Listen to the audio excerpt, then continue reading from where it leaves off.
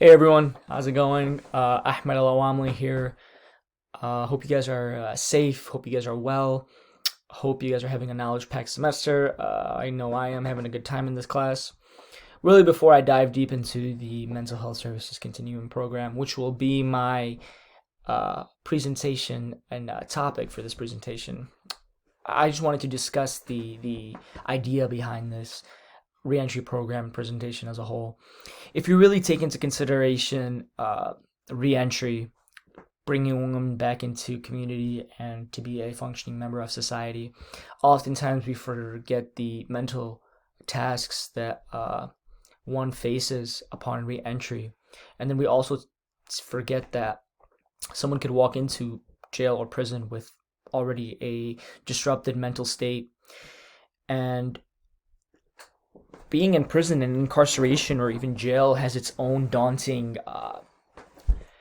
traits that can be put on the individual exiting these jails and incarceration methods.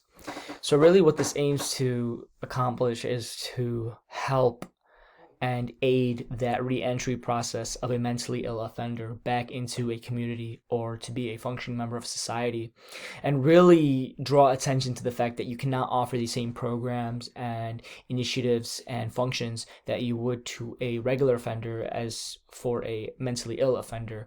There needs to be more accommodation for a mentally ill offender. We will dive deep into that following further progression into the presentation. So, what is it and where, really? Where did we find this program? Where is it originated? What is it overall? The Mental Health Continuum Program, or MHSCP for short, founded in 2000, aims to target parolees with mental health problems and provide services to enhance their level of individual functioning in the community upon reentry. The overall goal is to reduce recidivism of mentally ill parolees and improve public safety for them and the community. It does so through providing timely, cost-effective mental health services to parolees, such as checkups with a parole officer, probation officer, therapy, medicine. It was the Mental Health Services Continuum Program as a program that has been placed into effect in the state of California, with settings pertaining to corrections and community settings. The program is based in 4 regions, really: Sacramento, Oakland, LA, Los Angeles, obviously, and a section of Diamond Bar in California. And really, this is where you see it really taking the most effect in these 4 regions. Following our next slide. The clientele and the type of programming served. The Mental Health Services Continuum Program is a program that has been placed into effect to serve mentally ill offenders, prisoners ages 30 to 45 years old, and predominantly all ethnicities: Black, white, Latino, all, really no discrimination involved in this program that has been noted through studies. The program falls under aftercare, re-entry, group therapy, individual therapy, probation/parole services, and wraparound case management. We'll get into that later on as well. On average, the program serves about 14,500 mentally ill offenders a year, which is, considering the vast overlook of mentally ill offenders throughout the correction system, that's actually pretty significant for one state. Now, we have a whole process here. We have the steps to reducing recidivism and the gauges of success and how it is measured, the effectiveness. We have studies, and we also have factual determinations of this actually being a successful study. So the first step, really, to initiate this process is 90 days within an inmate's estimated parole release date upon their re-entry, we'll call it. A social worker from the Regional Transitional Case Management Program, which we mentioned earlier, or TCMP, conducts a face-to-face assessment to really assess the individual, take down notes, see what they're ready for, what they're not ready for, and just gauge their mental state. Then the second step, the social worker incorporates the assessment information into the parole automated tracking system. It's a database that really tracks parole behavior, all that good stuff. And then the TCMP meets with the parole agent to schedule a meeting with the parolee. So this is really where you start to take off in the whole process of these this reentry program. Upon release, the parolees are required to receive 8 consecutive weekly appointments with their parole officer or whomever is in charge of supervising them within the first 60 days of their release. So this is really just the checkup, ensuring that their mental health is there, ensuring their re-entry into society is effective for them and safe for them and the community they're placed in. The treatment includes medication management, group therapy, individual therapy, and case management. So this really all helps with the mental health of a person re-entering society.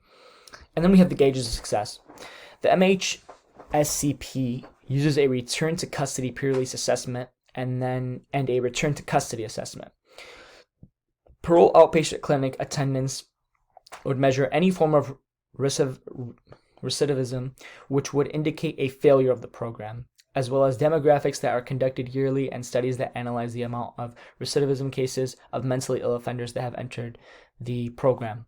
So through this, we're able to see if a mentally ill offender in the 4 regions that we discussed previously recommits a crime or reoffends, and they've been through this program, we consider it ineffective. One study found that parolees who received a pre-release assessment saw a 52% reduction in the odds of being returned to custody within 12 months of their release. Another study found a 7% reduction in the odds of being returned to custody within 12 months of their release, compared with parolees who were not assessed in the pre-assessment with a TCM-PMI, which would just be a transitional case management program of mental illness. So we see that it's overall an effective process. And the program funding. The program is funded through government grants and other federal funding opportunities to reduce recidivism of mentally ill offenders. The program is supported specifically through federal government mental health block grants. This grant allocates about $6 million a year to facilities, programs, and utilities that aid those with mental health issues. There's a little joke under whose tab. You ever go out with your friends and they just, whose tab is it under?